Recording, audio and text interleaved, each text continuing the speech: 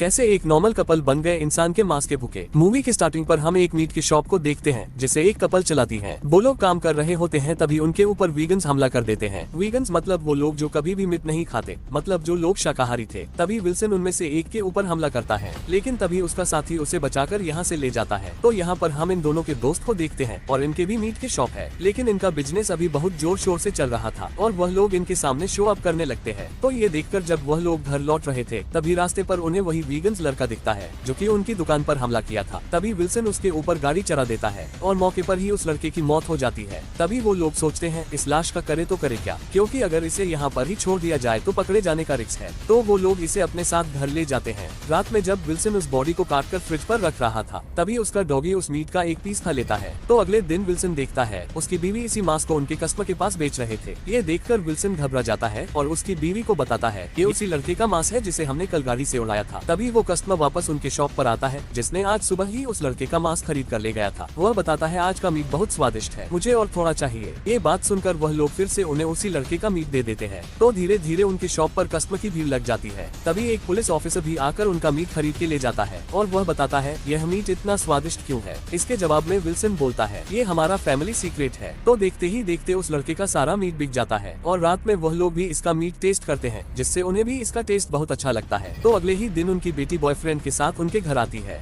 Wilson की बीवी उसे एक डिश सर्व करता है, लेकिन वो इसे खाता नहीं। तभी उन्हें पता चलता है कि ये भी एक वीगन्स है, यहाँ तक कि वह उनके लाए हुए केक को भी नहीं खाता। और उनकी बेटी अब इसके साथ रहते हुए एक वीगन्स हो गई थी। अब वो दोनों मिलकर इन्हें बहुत बातें सुनाती है, एक तरह से इनकी इंसल्ट करने लगते हैं और ये सुनकर उन्हें बहुत बुरा लगता है। तो अगले दिन वह लोग उनके नए शिकार के लिए एक रेस्टोरेंट पर जाते हैं। तभी उन्हें वहाँ पर एक गोलू मोलू वेटर दिखता है और वो भी एक वीगन्स था। तो उसकी बीवी उसे बहुत फोर्स करती है उस लड़के की शिकार करने के लिए। तो वो उसे मारने उसका हथियार लेकर जाता है पर उसे वो मार नहीं पाता।